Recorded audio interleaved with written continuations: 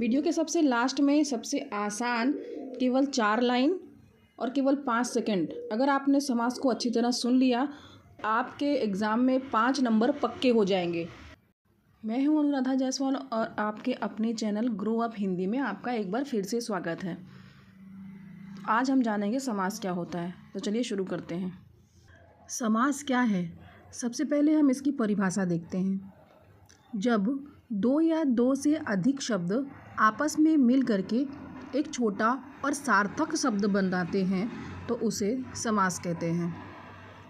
दो या दो से अधिक शब्द, जैसे रसोई के लिए घर, दो या दो से अधिक शब्द, रसोई के लिए घर, ये दो से अधिक शब्द है।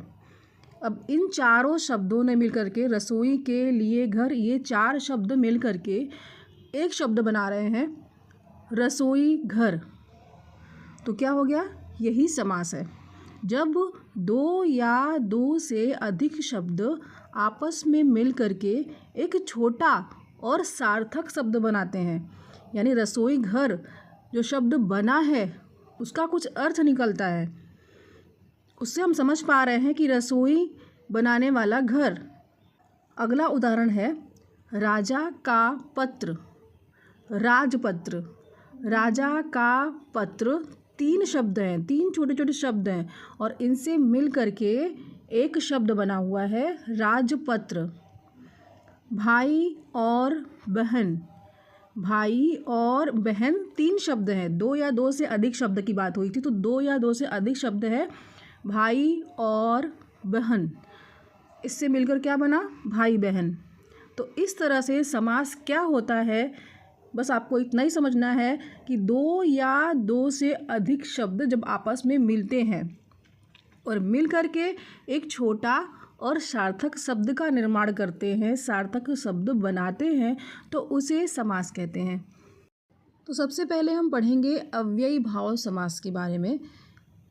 अव्ययी भाव समास वह होता है जिसमें पहले पद की प्रधानता होती है, यानी जिसमें पहला पद प्रधान होता है वह अव्ययी भाव समास होता है। साथ में दूसरी और सबसे प्रमुख बात ये भी है कि इसमें उपसर्ग होता है। इस समास में जो शब्द होता है उसमें उपसर्ग भी होता है। उपसर्ग क्या होता है? उप, अन, नी, प्र, ये शब्द जो आगे लगते हैं ना, किसी भी शब्द के जो आगे लगते हैं इन्हें उपसर्ग कहते हैं। जैसे यथाशक्ति, प्रतिदिन, हर रोज, निडर। तो पहला शब्द क्या है? इसमें उपसर्ग है। यथा, प्रति, हर, नी, प्र, अनु, ये सारे शब्द क्या है? उपसर्ग है और इनके बाद दूसरा पद आया हुआ है। पहला पद क्या है? उपसर्ग है। ठीक है, पहला पद उपसर्ग भी है और पहला पद प्रधान भी है। तो इस प्रकार से अव्ययी भाव समास के अंतर्गत जिसमें पहला पद प्रधान होता है और साथ में वो उपसर्ग भी होता है, तो ऐसे शब्दों को अव्ययी भाव समास कहते हैं। अव्ययी भाव समास को और अच्छी तरह समझने के लिए हम इस तरह समझ सकते हैं, यथाशक्ति, शक्ति के अनुसार, प्रतिदिन, हर एक दिन, हर रोज, रोज रोज, निडर, डर के बिना। ठीक है, इस तरह से ये अव्ययी भाव समास के उदाहरण हैं। चलिए जानते हैं कि तत्पुरुष समास क्या होता है। इस समास में दूसरा पद प्रधान होता है, दोनों पदों के बीच में कारक चिन्ह छुपा हुआ होता है। अब ये सबसे पहले आपको जानना जरूरी कि कारक चिन्ह क्या होता है। तो का, के, की, को, के लिए, में, से, द्वारा आदि, ये सब क्या है? कारक चिन्ह हैं। कुछ हम उदाहरण से समझते हैं। विश्राम गृह, विश्राम करने का गृह। पाप मुक्त, पाप से मुक्ति। गौशाला, गौ की शाला। ठीक है, तो इस तरह से इसमें दूसरा पद प्रधान होता है। विश्राम गृह, इसमें गृह जो है वो प्रधान है। पाप मुक्त, मुक्त क्या है?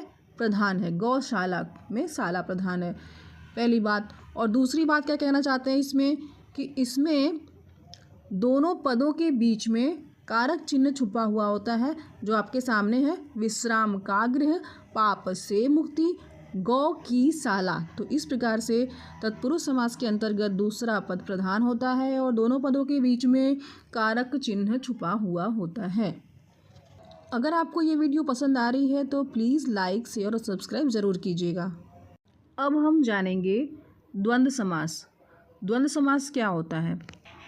इसमें दोनों पद प्रधान होते हैं और कभी कभी दोनों पद एक दूसरे के विलोम भी होते हैं।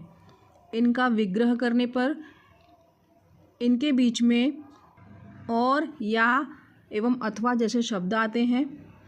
साथ ही इनके बीच में योजक चिन्ह भी होते हैं।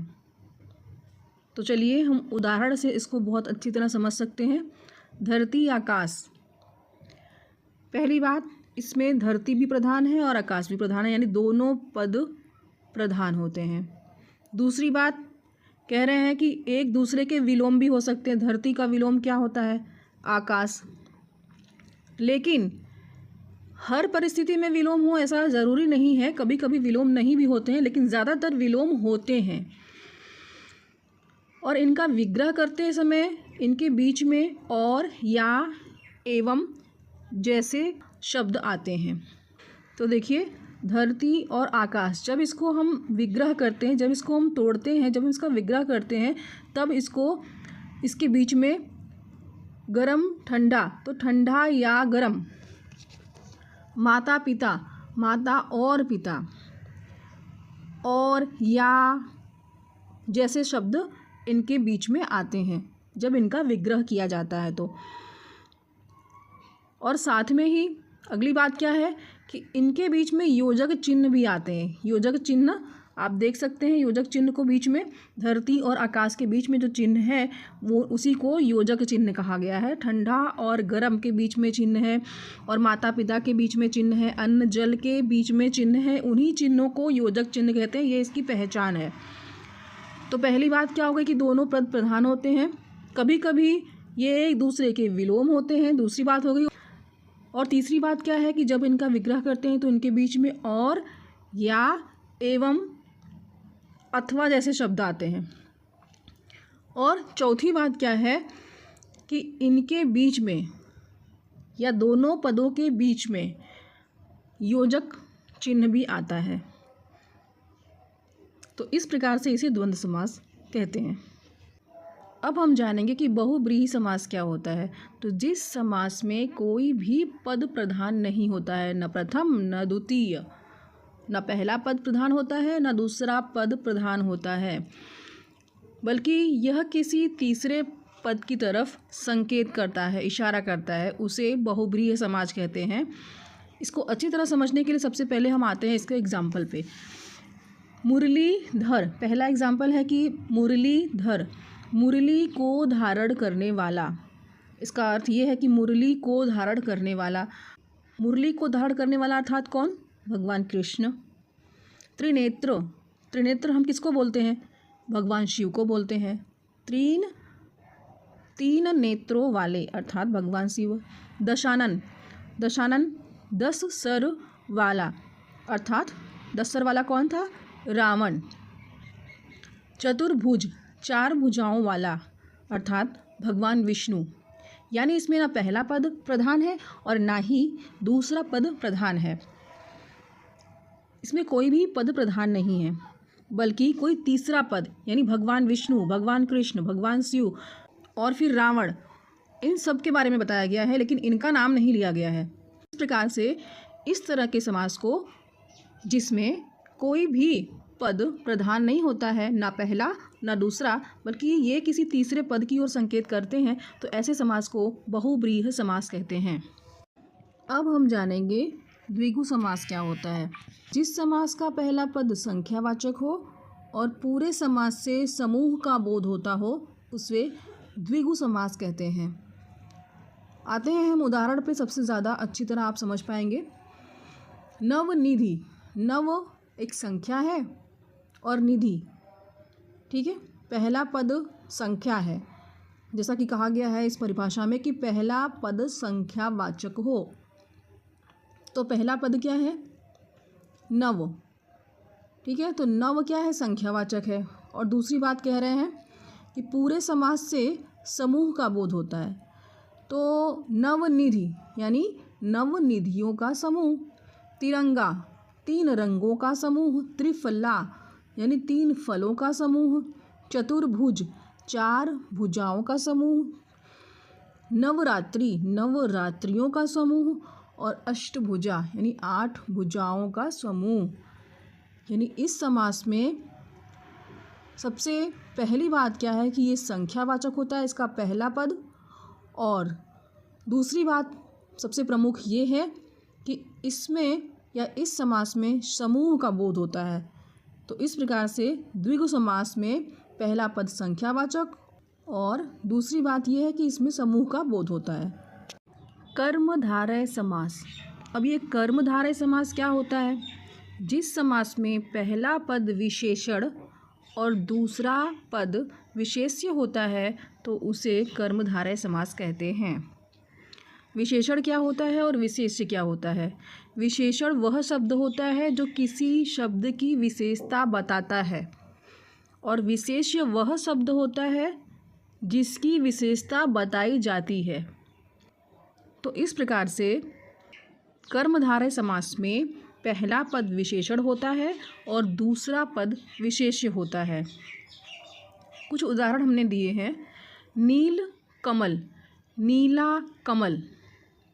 कमल नयन, कमल नयन, नयन कैसे हैं? कमल के जैसे। काली मिर्च, मिर्च तो है मगर कैसी है? काली है। तो मिर्च विशेष्य है और काली विशेषण है। नयन विशेष्य है और कमल, नयन जो शब्द है उसकी विशेषता बता रहा है कि वो कमल के जैसा है। तो विशेषण कौन है? कमल है। नीला कमल, नीला कमल में कमल विशेष्य है लेकिन वो कैसा है? नीले रंग का है।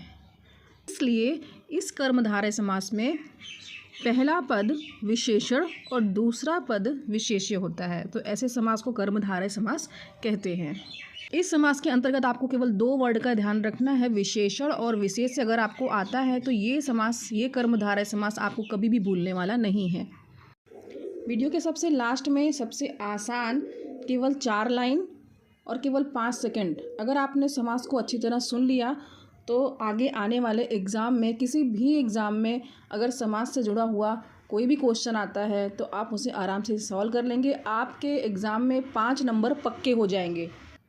तो चलिए शुरू करते हैं। अव्ययी भाव समास जिसमें पहला पद प्रधान होता है। तत्पुरुष समास जिसमें दूसरा पद प्रधान होता है और द्वंद्व समास जिसमें दोनों पद प्रधान होते हैं। बहुव्रीहि समास जिसमें कोई पद प्रधान नहीं होता है। यानी पहला पद प्रधान हुआ तो अव्ययी, दूसरा हुआ तो तत्पुरुष और दोनों हुआ तो द्वंद्व और कोई नहीं हुआ तो बहुव्रीहि। जो संख्यावाचक वो द्विगु समास है और जिसमें पहला पद विशेषण और दूसरा पद विशेष वो कर्मधारय समास है। बस इतना ही समास है। अगर आपको इसको समझ गए तो आप समास को पूरी अच्छी तरह समझ चुके हैं। और अगर आप समास को अच्छी तरह समझ चुके हैं तो प्लीज़ वीडियो को लाइक, शेयर और सब्सक्राइब ज़रूर कीजिए।